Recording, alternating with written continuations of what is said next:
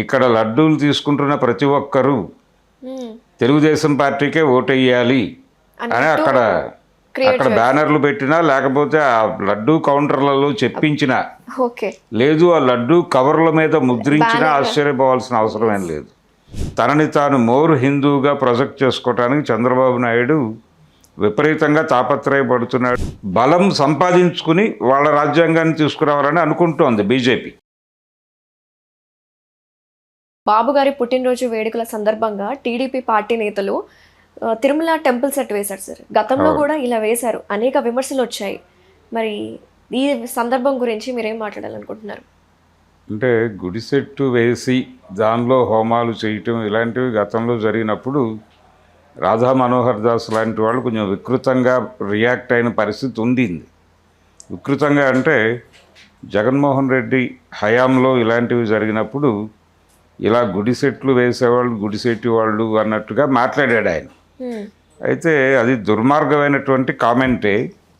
ఇప్పుడు చంద్రబాబు గారి బర్త్డే సందర్భంగా ఇలా టెంపుల్ సెట్ వేసి దానిలో హోమాలు, ఆ చుట్టుపక్కల పొలిటికల్ బ్యానర్స్ ఇవన్నీ పెట్టడం కొంచెం వింతగా ఉంది అని మాట్లాడుతున్నారు. కానీ ఇది వింతగా చూడాల్సిన అవసరం లేదని నేను అనుకుంటున్నాను. ఎందుకంటే చంద్రబాబు నాయుడు ఈ మధ్యకాలంలో మోర్ హిందూగా కనిపించేటువంటి ప్రయత్నం చాలా బలంగా చేస్తున్నాడు. గతంలో ఎన్నడూ లేదు ఆ ధోరణి అతనికి. అలాగే తెలుగుదేశం పార్టీలో కూడా ఆ ధోరణి లేదు, ఉండేది కాదు గతంలో. ఈ మధ్యకాలంలో వాళ్ళు వాంటెడ్గానే మోర్ హిందూగా కనిపించే ప్రయత్నం చేస్తున్నారు. అందులో భాగం రెండోది మతము రాజకీయం ఇవి రెండు మిక్స్ అయి నడుస్తున్నాయి. ఇప్పుడు రాజకీయం విడిగాను మతం విడిగాను లేదు. ఈ దేశంలో ఎప్పుడైతే హిందుత్వ అనేది అధికారంలోకి వచ్చిందో ఆ క్షణం నుంచి మతాన్ని రాజకీయాల కోసం వాడటం అనేది ఒక ప్రోగ్రామ్గా మారిపోయింది. ఇప్పుడు ప్రకాష్ రాజు మాట్లాడిన మాటలను ఎందుకు ఇంత హడావిడి చేస్తున్నారు? ఎప్పుడో జనవరిలో మాట్లాడాడు ఆయన. వాటిని తీసుకొచ్చి ఇప్పుడు ఎందుకు హడావిడి చేస్తున్నారు అంటే ఎన్నికలు ఉన్నాయి, తమిళనాడు ఎన్నికలు, ద్రవిడ రాజకీయం ఇన్ఫ్లుయెన్సు, అలాగే పెరియార్ రాముడి మీద చేసినటువంటి విమర్శలు, వీటన్నిటినీ ఒకసారి అలా తీసుకొచ్చి హిందూ సెంటిమెంట్లని రెచ్చగొట్టడం ద్వారా ఓట్ బ్యాంక్ కన్సాలిడేషన్ ప్రోగ్రామ్ కోసం ప్రకాష్ రాజు జనవరిలో మాట్లాడిన మాటలు ఇప్పుడు తీసుకొచ్చి మార్కెట్లో పెట్టారు వాళ్ళే వాంటెడ్గా. ఇలా మతాన్ని రాజకీయాల కోసం వాడటం అనే ప్రోగ్రాం నడుస్తున్నప్పుడు తనని తాను మోర్ హిందూగా ప్రొజెక్ట్ చేసుకోవటానికి చంద్రబాబు నాయుడు విపరీతంగా తాపత్రయపడుతున్నాడు. మనకి తిరుమల లడ్డు కల్తీ వ్యవహారంలో చాలా స్పష్టంగా కనిపించింది అది. ఆయన చాలా వికృతమైన ప్రకటనలు చేశాడు. రాధా మనోహర్ దాస్ను మించి వికృతమైనటువంటి రాజకీయ ప్రకటనలు చేసిన చరిత్ర చంద్రబాబుకు ఉంది ఈ మధ్య కాలంలోనే. ఆయన ఈ నెయ్యి కల్తీ వ్యవహారం మీద ఒక ప్రెస్ మీట్ పెట్టి దానిలో జగన్మోహన్ రెడ్డి ఏదో డబ్బుల కోసం ఈ పని చేశాడని నేను అనుకోవడం లేదు అని, ఈ లడ్డూల్లో కల్తీ నెయ్యి కలిపి దేవుడికి నివేదన చేయటం ద్వారా ఈ నైవేద్యం తీసుకున్నటువంటి భగవంతుడి పవర్స్ దెబ్బతింటాయి. అంటే తిరుమల వెంకటేశ్వర స్వామి పవర్స్ దెబ్బతీసేస్తే, ఆయన మహిమలు తీసేస్తే హిందువులు ఒంటరైపోతారు. ఆ తర్వాత హిందువులను ఏవైనా చేసి ఈ దేశం నుంచి వెళ్ళగొట్టేయచ్చు అనే కుట్ర ఉంది దీని వెనకాల అని మాట్లాడాడు ఆయన. నిజంగా అంత ఉందా సార్? అది ఆయనకే తెలియాలి. అంత ఇల్లాజికల్గా మాట్లాడటానికి అలవాటు పడిపోయాడు చంద్రబాబు నాయుడు. అంటే లడ్డూలో కల్తీ నెయ్యి కలపడం ద్వారా వెంకటేశ్వర స్వామి మహిమలు పోతాయి అని చెప్పాడు ఆయన నిస్సిగ్గుగా.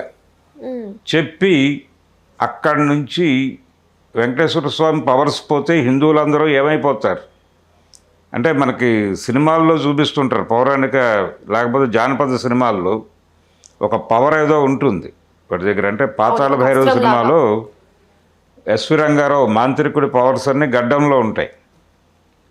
అతని గడ్డం తీయించేస్తారు. రాజకుమారి నేను నిన్ను ప్రేమించడానికి అభ్యంతరం ఏం లేదు, కాకపోతే నీ గడ్డం వలన ప్రేమించట్లేదు అంటుంది. వాడు ఆ ఎమోషన్లో వెళ్ళి గడ్డం తీసేస్తాడు, పవర్స్ పోతాయి. వెంటనే తోటరాముడు వచ్చి చంపేస్తాడు వాడు. ఇలాంటి నేరేటివ్నే ఆయన చెప్పాడు పొలిటికల్గా చంద్రబాబు నాయుడు. అంటే ఆ స్థాయి ఆ స్థాయి దుర్మార్గానికి తెగించేయడానికి సిద్ధపడిపోయాడు ఆయన. ఆయనే అంటే మనకు ఒక సామెత ఉంది, ఆవు చేలో మేస్తుంటే దూడ గట్టు మీద మేస్తుందా అని. నాయకుడే ఆ రేంజ్ హిందుత్వ ప్రదర్శిస్తున్నప్పుడు క్యాడర్ అంతకు మించి ప్రదర్శించాలి కదా. రైట్. అందుకని వాళ్ళు నేరుగా తిరుమల లోపల అంటే గుడి లోపల కూడా రేపు పొలిటికల్ బ్యానర్లు అంటే ఇక్కడ లడ్డూలు తీసుకుంటున్న ప్రతి ఒక్కరూ తెలుగుదేశం పార్టీకే ఓటెయ్యాలి అని అక్కడ బ్యానర్లు పెట్టినా, లేకపోతే ఆ లడ్డూ కౌంటర్లలో చెప్పించినా, లేదు ఆ లడ్డూ కవర్ల మీద ముద్రించినా ఆశ్చర్యపోవాల్సిన అవసరం ఏం లేదు. ఎందుకంటే ఆయన చాలా క్లియర్ ఇండికేషన్ ఇస్తున్నాడు, ఈ దేశంలో రాజ్యాంగపరమైనటువంటి అధికారం చలాయించే పదవుల్లోకి ఎట్టి పరిస్థితుల్లోనూ మైనారిటీలను తీసుకురాకండి అని ప్రజలకి పిలుపునిస్తున్నాడు ఆయన. ఈ లడ్డూ కల్తీ వ్యవహారంలో మొత్తం మీద క్యాంపెయిన్లో ఆయన ఇచ్చినటువంటి నినాదం అదే, ఈ దేశంలో కీలక పదవుల్లోకి ఎట్టి పరిస్థితుల్లోనూ క్రైస్తవ ముస్లిం నాయకుల్ని తీసుకురాకండి, తీసుకొస్తే వాళ్ళు హిందూ మతం మీద దాడి చేస్తారు.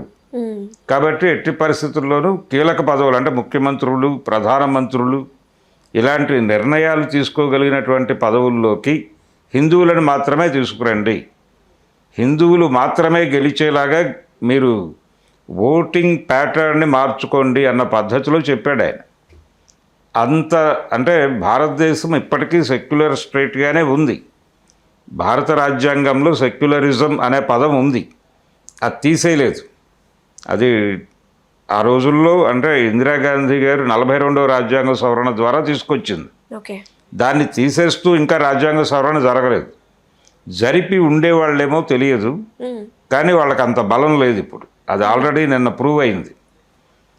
బలం సంపాదించుకుని వాళ్ళ రాజ్యాంగాన్ని తీసుకురావాలని అనుకుంటోంది బీజేపీ, కానీ దానికి కొంచెం టైం పడుతుంది. ఈలోపు జనాల్ని ప్రిపేర్ చేస్తున్నాడు చంద్రబాబు నాయుడు గారు.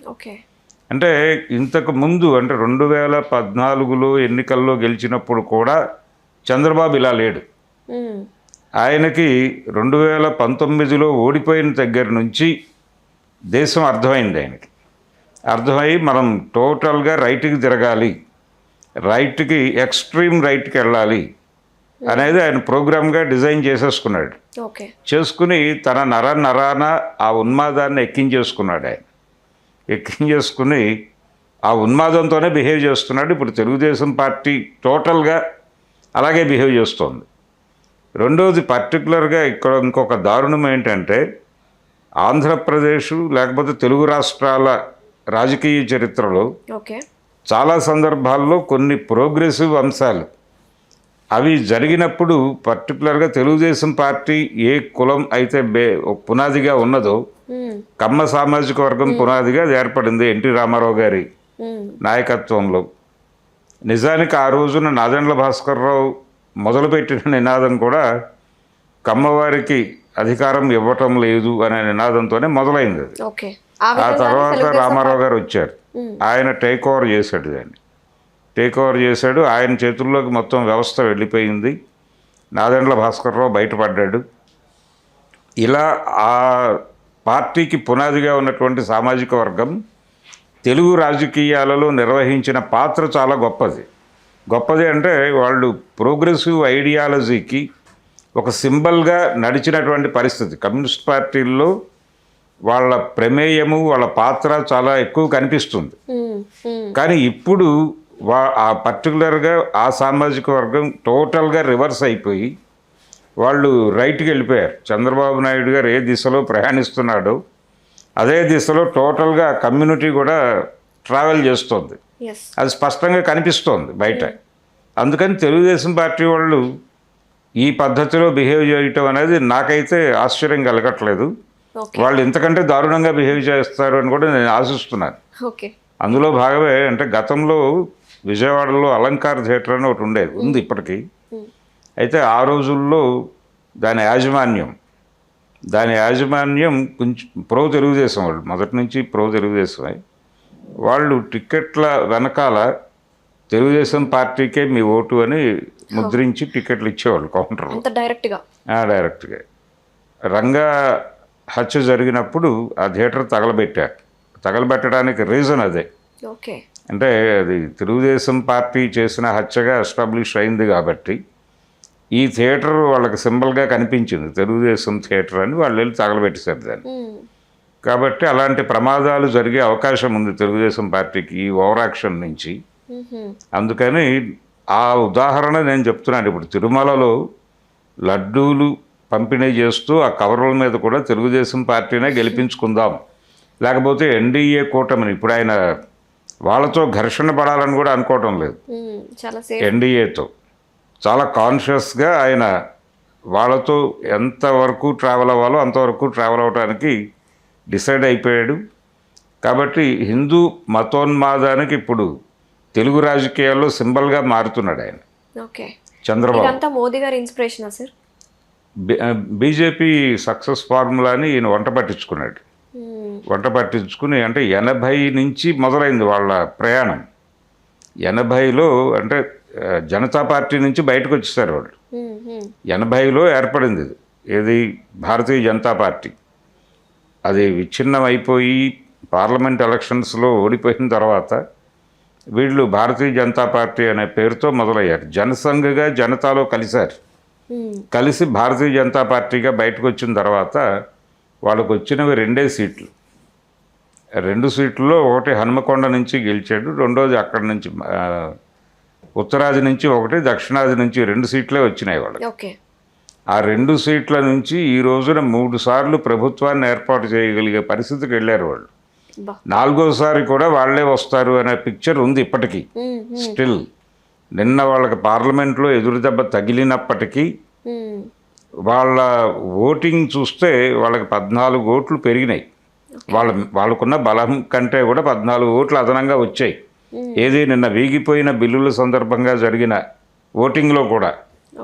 అందుకని మేము వచ్చే ఎన్నికల్లో కూడా డెఫినెట్గా గెలవబోతున్నామని అమిత్ షా గారు మాట్లాడాడు.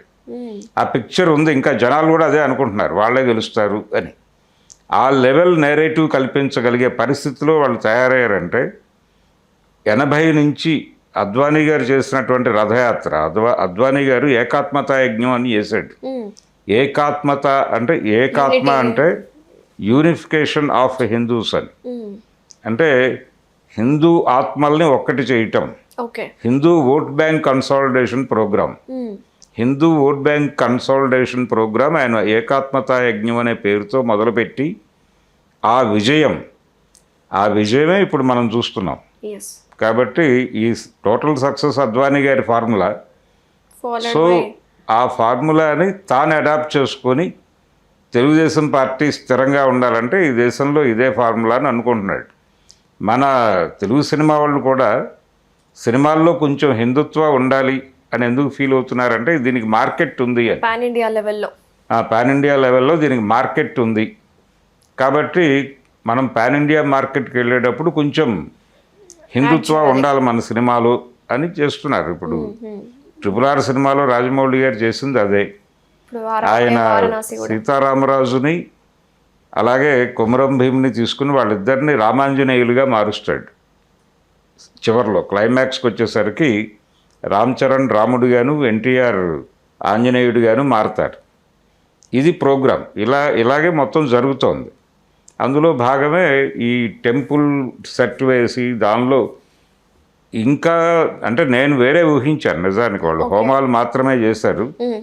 చంద్రబాబుని వెంకటేశ్వర స్వామి రూపంలో అక్కడ ప్రతిష్ఠించినా మనం ఆశ్చర్యపోవాల్సిన అవసరం లేదు. అంటే వెంకటేశ్వర స్వామి ముఖం ప్లేస్లో చంద్రబాబు ముఖం పెట్టి పూజలు చేసినా ఆశ్చర్యపోనక్కర్లేదు. అది కూడా జరుగుతుంది భవిష్యత్తులో. అంటే మనం ఆల్రెడీ వినాయక మండపాల్లో చూస్తూ ఉంటాం. ఒక టైంలో వరల్డ్ కప్ గెలిచిన సందర్భంగా అదే టైంలో ఇది జరిగింది, వినాయక చవితి ఈ మండపాలు. అప్పుడు బ్యాట్ పట్టుకున్న వినాయకుడు ఇలాంటివి చూసాం మనం. అంటే ఆ టైంలో ఎవరైతే బెస్ట్ ప్లేయర్ ఉన్నాడో అతని రూపంలో వినాయకుడిని తీర్చిన సందర్భాలు కూడా చూసాం. అలా రేపు పొద్దున వెంకటేశ్వర స్వామిగా చంద్రబాబుని తీర్చి పూజలు చేయించే పరిస్థితి కూడా రావచ్చు. ఆశ్చర్యం లేదు. హలో, తెలుగు రాజ్యం ఛానల్ చూస్తున్నారా? సామాజిక రాజకీయ జీవన చిత్రణే తెలుగు రాజ్యం. అతిశయోక్తులు అసత్యాలు ఉండవు. రాజకీయ కోణం కాదు, ప్రజా కోణమే కొలబద్ద. తెలుగు రాజ్యం వీక్షణ మీ ఉత్తమ అభిరుచికి నిదర్శనం.